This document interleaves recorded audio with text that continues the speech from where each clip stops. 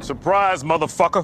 Yes, sir. Officially back at it. Boog Nice coming at you with a real quick update. So I'm just barreling through quite a few different setups that I want to do and get around to. I've been meaning to mess with this Tyrannosaurus Rex. I think I got like Brachiosaurus or Brontosaurus or something too. This was the Toys R Us. I forget the line they were from, but my man Swift actually loaned these to me like, I don't know, maybe almost a year or so ago.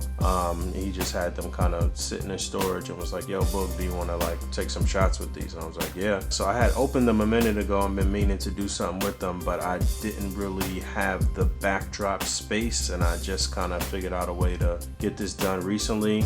I've seen a lot of people take to these with some dry brushing and some paint and make them look really, really good. I don't really have the patience for that, so I just kind of blurred the T-Rex a little bit here, but this was really to kind of highlight the Hiya Toys Predator figures. I reviewed like 3 of these at one point. This particular one right here is the Boar Predator, but this is their 3 3/4 inch Predators. They're pretty nicely detailed, man. They're really nice figures, so I just want to kind of give Hiya Toys a shout and put some links down below for you to order some of these. But I would recommend them. They are really good, especially for like MSD displays like this, you know, doing small scale stuff on a large scale basically, and really playing with perspective and what have you. So yeah, I was just messing around with this before I take down this huge backdrop and move forward with a display I wanted to do with War Machine. I think I'll get around to that next. But yeah, man, follow me on Instagram. I'm on Instagram, and make sure you follow the official ACBA page on Instagram as well. All right, thanks for hanging out. As always, rate, comment, and subscribe. And until next time, peace.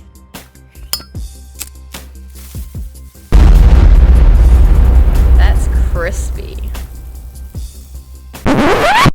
All right, actually, before I get out of here, let's talk about feedback. Let's talk about critique. Let's talk about pushing yourself to the limit and going the distance. Now, I had first set up this shot with all intentions to do a sort of like battle scene in some regard. I wasn't going to have the Predator retreating at first, and I was actually going to use this Predator to begin with, but I was really just trying to mess with the perspective, the scale, because I have this backdrop. I'll show it. I guess I'll show some BTS here, but I've got this big backdrop that they were throwing out at work, and it's basically one of those big retractable backdrops that you would use for like a presentation or something like that. So I flipped it on the opposite side. I fixed it, I finagled with it because I needed it first and foremost for the review of the Mondo Mr. Freeze. But then I realized that, whoa, this is really larger than what I normally use. I can do some larger scale stuff. But I had put up an initial picture of this in the Facebook group, and somebody had mentioned the white backdrop, and the person commented that I use the white backdrop often, and I was saying that, you know, this is actually a different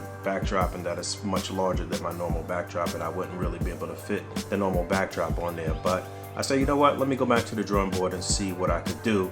And I was able to actually clip one of my gradient backdrops to this and just get a real tight crop with a 1:1 scale shot. And then I went ahead and changed it around. I don't have the Predator retreating anymore. I did a few little minor adjustments. So as far as details go, I see a lot of people that are technically good at displaying, at posing, at taking pictures, picking the right angle and stuff like that, but it's often the very small minor details that would really take a photo over the top for that particular artist that they kind of miss out on. And the way that you can hit up those minor details is by getting feedback and by looking at other people's work and really getting a keen eye for this. So just a few things here. So again, I'm live. It might switch back and forth between the live video and the picture, but I just want to show you a couple of things. So one thing that I often do is I hide sort of small little imperfections that I don't think look good. And one thing here would be the little peg hole in his foot there. So, and I don't really like the way the foot is kind of on the ground and the toes are not really bending there. It looks a little awkward. So just to cover that up a little bit, I just used a little modular shrubbery, and that works out. Now, I wanted the inside of T-Rex's mouth to be completely dark, and I noticed at one point that there was a little light shining through there because of the way the jaw hinges. And so what I did was just take a little piece of, I hope that's showing up again now. Yeah, you can see it. So what I did was just take a little piece of black tissue paper and just stick that in there and cover that up.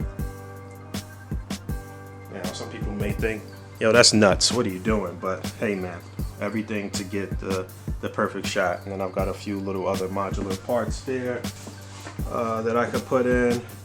And I got a lot of lights here. Like I said, something should be showing up as far as BTS to show you the scale of this. And then I use a trick that I used before with a rolled up piece of poster paper, and that will simulate some water here. So I could just kind of hold this right here and then snap the picture, and I've got a fully contained, cool looking environment here. Now I could go to distance, do cutouts, do smoke, do whatever else I want to do. But yeah, just showing you the grind and showing you detail. And yeah, that's that. All right.